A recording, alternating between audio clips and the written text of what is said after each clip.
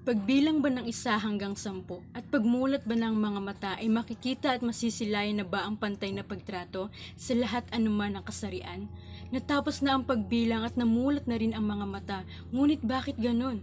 Wala pa rin o hindi pa rin nakikita at nasisilayan ang pantay na pagtrato. Hindi na ba darating ang panahon na matatamasa rin ng lahat ang pantay na pagtrato? Hanggang kailan kailangan bumilang para sa pagmulat ng mga mata ay masilayan? Ang matagal nang inaasam na makita ang ngiti at saya sa mga mukha ng matagal nang nag-aasam.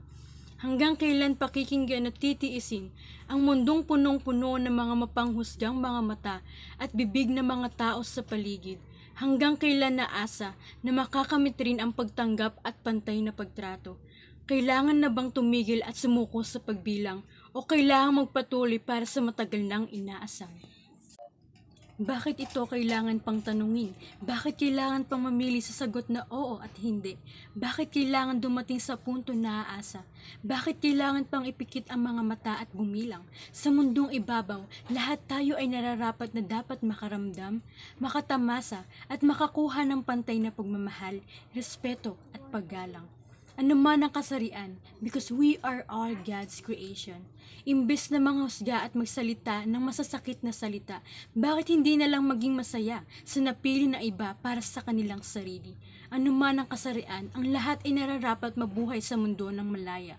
Malayang ipakita ang tunay na sarili ng walang takot at pangamba. Malayang maging masaya. Malayang pumili ng mamahalin. Malayang makamit ang pagtanggap at pagrespeto, malayang matamasa ang nararapat.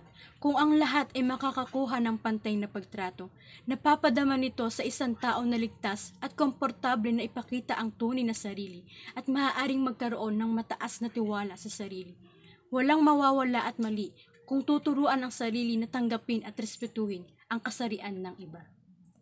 Hindi na kailangan bumilang, ipikit ang mga mata at umasa. Ang kailangan ay magtiwala at maniwala na darating din ang panahon na makukuha din ang lahat ang matagal nang inaasam na pantay na pagtrato. Tayong lahat ay pare-parehong tao na nararapat irespeto, igalang at makatamasa ng pantay na pagtrato. Ang pag-asam sa pantay na pagtrato naway makamtan ng lahat ng nag-aasam.